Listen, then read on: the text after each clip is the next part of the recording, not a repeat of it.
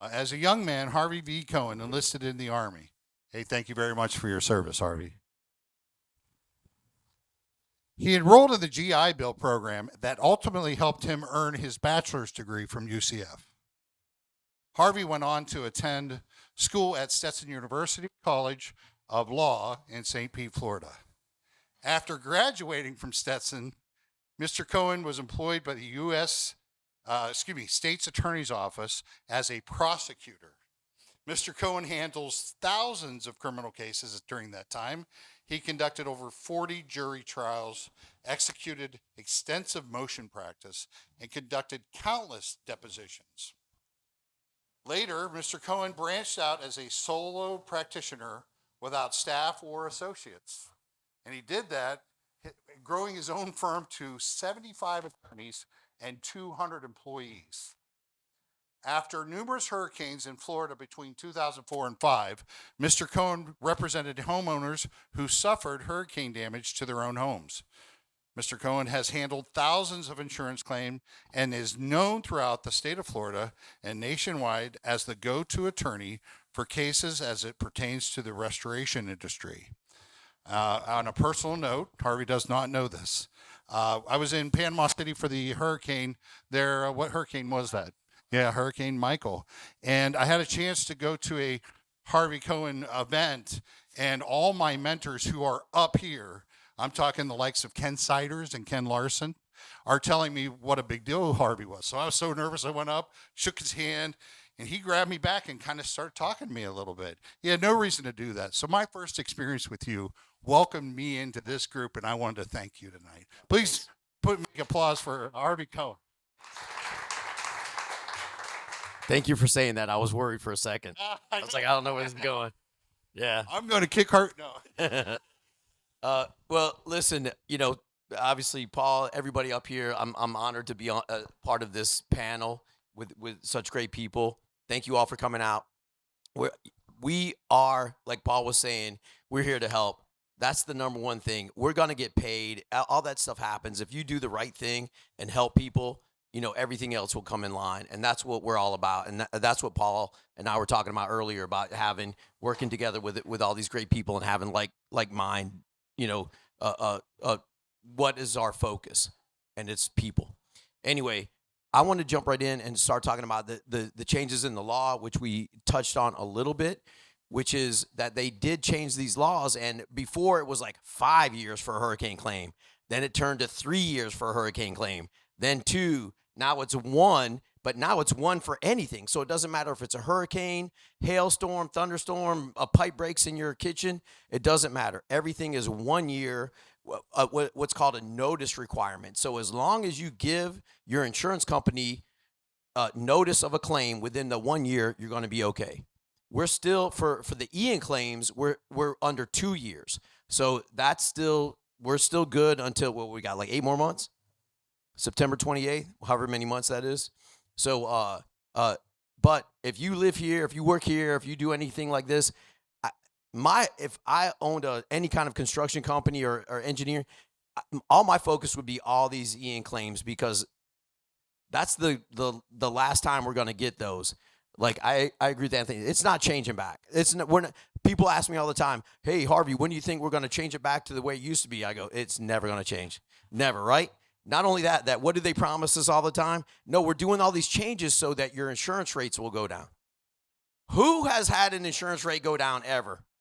Ever. And insure your homeowner, your car insurance. Our PIP, PIP for car insurance has been $10,000 since 1980. Okay, in 1980, $10,000 was a lot more than it is today. And has our insurance rates gone down 1 penny? No, they only go up. So it's not going to change, and we're going to continue to pay these rates. And we need to make sure we hold the insurance companies accountable for what they're supposed to do, right? It's a contract.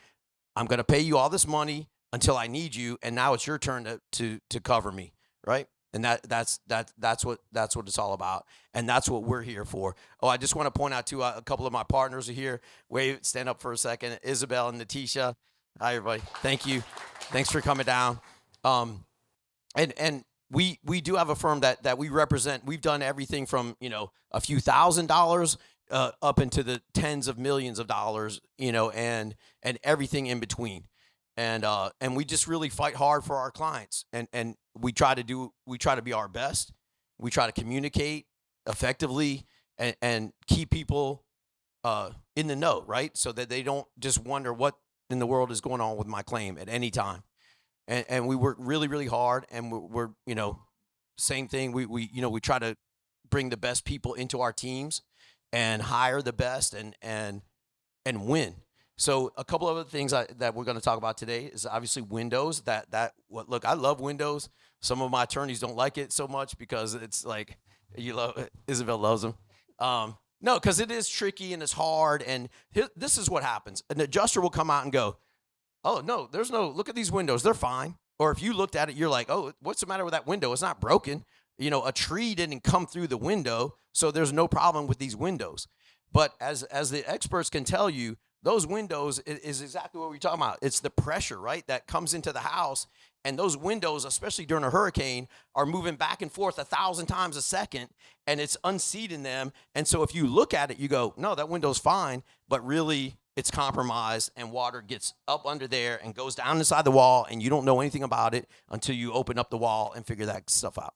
But we love to do that kind of stuff. We've had cases that the windows were more than the roof, and that's so important because that way we can really make sure that we cover everything for our clients from top to bottom, the whole envelope, right? I don't care if it's stucco, windows, whatever else it is, that all of those things need to be taken care of every single time, especially during the big hurricane claims.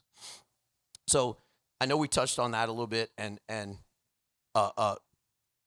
we love to do those windows, and it's so important to have the right experts to support your case. Yes, sir.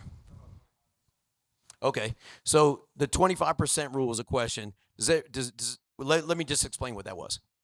So in Florida, we had it was kind of a good baseline, basically, that said if more than 25% of your roof is damaged, you have to replace the entire roof. You can't just replace 26% of it. So that helped us because we said, look, you go to the insurance company and go, okay, look, more than 25% of this is messed up. And so now we have to replace the entire roof. Though they changed that law also, which is another one. But it's still the older cases, I think 2006 maybe, and before, that it's still under the 25% rule. But let me tell you what we do too. Even when we had that, especially, let's say, tile claims, we always fight for this entire, I don't care if you go on the roof and everything looks perfect and your roof looks great and there are no missing tiles or no broken tiles, but you can lift them all up. So that means, the 2 inches. So I call it like the 2-finger test. You go around and pick all those up. And what happens is the same like the windows is during the hurricane, your tiles are going like that. And so they're moving a little bit like this. And then what happens is the seal from the fastener, it's not a watertight seal anymore for the underlayment. So what we say is we go, I don't care about the tile. Look, the tiles look great. We need to get to the underlayment. And the only way to replace the underlayment is what? Rip off the roof, rip off the underlayment, put down a new one, fasten it back, right? So we do that. Even before they had that, we, obviously we try to think of every, if there's 5 arguments that we can have, we want all 5 going in so that they, we want to cut them off at the knees so that we can, recover as much money for our clients as we can. But that's a good question. Yes, 25% rule, does that apply to windows? There's nothing. I don't think I've ever read anything in the code, and my partners could probably answer this more than I can. But I've never read anything about windows, but we do say things like matching or whatever, so we try to get that whole, thing going on where we got to, look, we can't replace these few windows and then all the rest of them don't match everything else. So we do that kind of stuff. But generally, when windows are messed up, we can get them all bought, or at least most of them. And if the homeowner has to kick in a little bit of money. But listen, windows, okay, Has anybody ever just bought windows like at retail or called any? I don't know if you guys have done that, but it's expensive, man. I was gonna say outrageous. It is so expensive, And then you're like, okay, it's a window. What's going on here? But it's that new code that they have to live up to. And the other thing, the way to talk to your clients about this too is even whatever it is, windows or roof, if they do these things, or even if they have to come out of pocket a little bit, the increased value of their house is going to go way up, right? You're going to have more equity in your home than you ever did with a new roof and new windows. Not only that, your insurance company is going to want you, right? They want people with brand new roofs that are built up to code. They want people with brand new windows that are up to code, that are safe and have been installed properly. So all of those things are so important, and it actually benefits the client ultimately. And when in the new laws, when we change and we can't recover fees on top of money, that's going to have to be the new sales pitch, right? Hey, guess what? Before, like it's easy enough. I'm gonna sell a roof. Guess you're only going to have to pay your deductible, and the insurance company covers the rest. In the future, it might be something like, look, your tile roof is $85,000. By the time everything gets paid, you're going to have to pay $20,000 or whatever. I don't know. But now you get an $80,000 roof for $20,000. You know what I mean? So it's going to change, and it has to come from somewhere. And unfortunately, the future is that. So that's why I'm telling everybody, please do everything you can to get to these homeowners that need your help, that need all of our help, whether it's me or any other attorneys. I don't care, that, as long as they get the right help. But what happens a lot is, our contractors go, Harvey, I'm going to refer you this case. And it's people's trust, or not. I'm not going to say any names. It's an insurance company, whoever it is, that has right to repair, and it's a solid one. And I tell them, listen, man, we can do that case, and we'll probably win and get fees and all that stuff, but you're not going to win. And what happens too is, like if you write up a $30,000 shingle roof and we win, but they were only going to pay their contractor $12,000, then they'll say, okay, well, here, you can have the $12,000, and you're going to say, well, I can't do a roof for $12,000. That's a $30,000 roof. So that's how you won, but you didn't really win. So we always want to be your partners and your, wingmen and all that stuff. I want to win and lose together. But we do have sometimes, somebody will say, look, I don't care about that. It's my friend or my neighbor or whatever. So just do whatever you can to help them. And, ultimately they know we're not going to get this roof when it comes through, or they're not going to want it for the amount of money that we're going to be able to get from them. So we can't stick it to them. But look, I've done classes before where we did a class about that. And I'm telling you, it was packed, man. There was standing room only. Everybody came there. They couldn't wait to hear it. And I said, let me just tell you right now, spoiler alert, you're not going to like what I tell you. Everybody came there because, everybody's like, well, what's the trick to get around all that? The trick is there's no trick. Here's one thing that we have done before, though, is we've had clients and like, look, they're trying to make us use these people. They're terrible. We can tell. I go, let them do it. When they do it wrong, then guess what happens? Now we can file a lawsuit against the insurance company for construction defects. So now it takes it out of that realm. Not only that it takes it out of policy limits. So I don't care whatever their policy limits were for these things that they had to do. Now we can sue them for whatever the total cost of all of the problems that they created. And we've seen a lot of that, man. Especially like dry outs. Man, they'll come in and go like, oh, I put a DU in here for a day and suck up the water. Okay, bye. Get it out. And I'm like, whoa. First of all, it's summertime. We just had her, like all of these terrible things, and they're going to grow mold, and they're going to, am I talking too long? And it just goes on and on where we can go back later and say, and kind of get them for doing a terrible job. Like you guys were saying earlier, know what's in your policy, right? So many people, this is not a joke. There are policies written here in Florida, and I tell people this all the time. It's unbelievable. So there are policies that they'll write for you and they'll sell to you that have no water coverage, zero, which is the number one claim, zero. But guess what they have in it in Florida?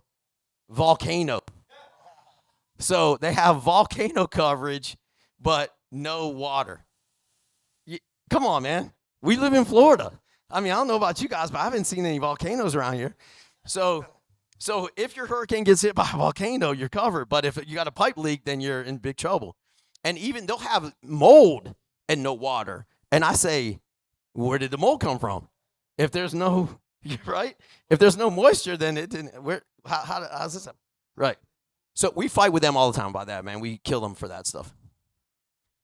It is like we were just, I was just telling them that story about the one recently that we've been talking to these people, a big board, and it's a big claim. And I've been talking to them for a long, long time. And they were always like, well, we're going to try to do it ourselves. And, sometimes they're like, no, our insurance agent said he's going to handle it. And we're like, that guy gets paid by the insurance company. So, but you know what I mean? So but I'm always there. I'll go, look, if you need our help, we're here to help you. I answer their questions, answer. So finally they're like, okay, we had a board meeting. We want to hire you. But here's all the bad stuff that we've done in the past 8 months. And then I'm like, we had to literally tell a big claim, a client, sorry, we can't help you. I mean, really, it hurts me too because I want those big claims and I love those and I want to help those people, but they've done so much damage. We can't even get started. We're going to be in the hole and they're going to be, upset. Yeah. And so we just have to say, I'm sorry, we can't. Our job is to go collect a bunch of money. So if we go, hey, condo association here, we got you $8 million, and they go, we want to hire this roofer that is super cheap, I can't stop them. I give them referrals, and I try to get them with the best people, but you know how it is, man. Sometimes they are not going to listen to you no matter what you do because all they're looking at is the money, the dollar, not really the value of what they're buying. Round of applause, please, for Harvey Cohen, Cohen Law Group. Thank you very much, Harvey.